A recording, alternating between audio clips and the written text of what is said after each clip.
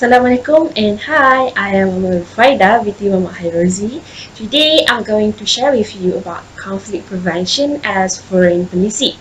Before I further explain the main topic, let's get to know first on what is conflict prevention and what is foreign policy. So when talking about foreign policy, it is all about national governments using their strategies, methods, guidelines, and agreements entails that each state constrain their relationship with each other as well as with the international organizations and also non-governmental actors by establishing diplomatic, economic, trade, educational, cultural, psychological, and military relations. In simple words, in order for states to have a relationship with other nations or other actors in international relations, they establish all those economic, political, psychological, and military methods. Besides,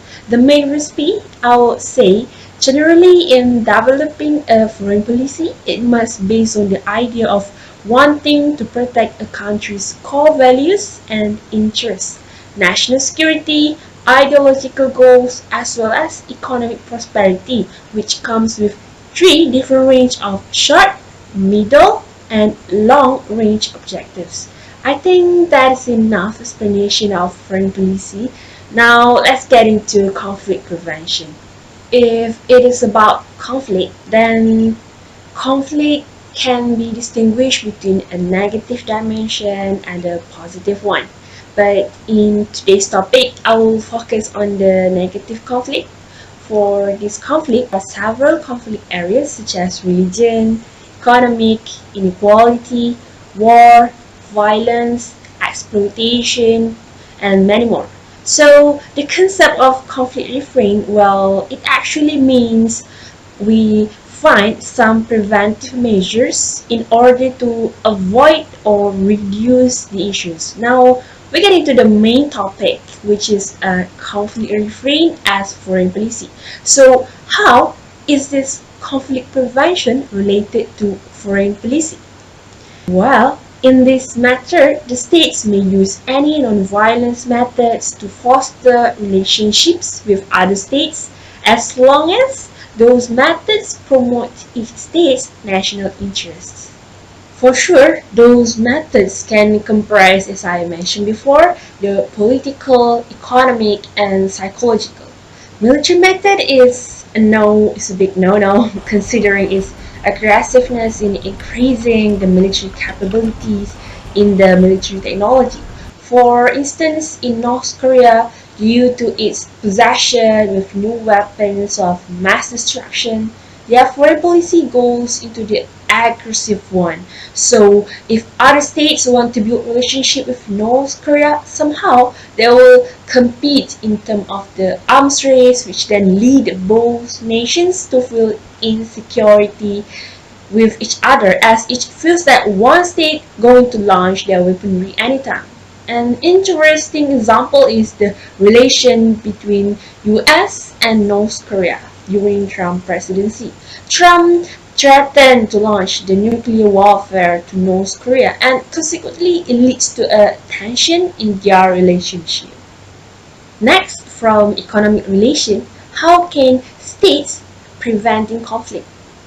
This way, it is where states establish economic relations which lead to industrial and economic advancement, and it resulted in international friendship between two states.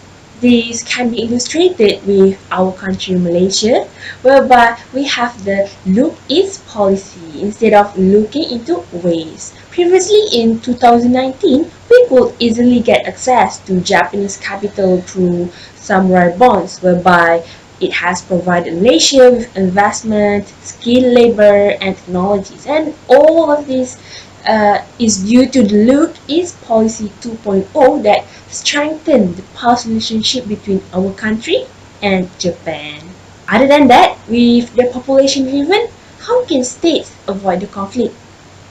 Well, with the majority population, it could influence states toward its foreign policy implementation, given that they are the people of states, so they will want to foster a relationship with states that maybe share the same belief or identity with them. For instance, in our country, Malaysia, we support the solidarity of Islamic Ummah.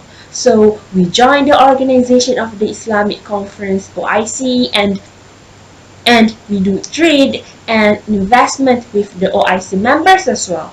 We also get the benefit from them like the quota that Arab Saudi provided for us to perform Hajj. Hence, from that we have a good relationship with the OIC states. So, in conclusion, the concept of refraining conflict as foreign policy it is truly essential for state actors because the impacts that it gives toward each state can determine the type of relationship built between the states. So that's all from me. Thank you for listening.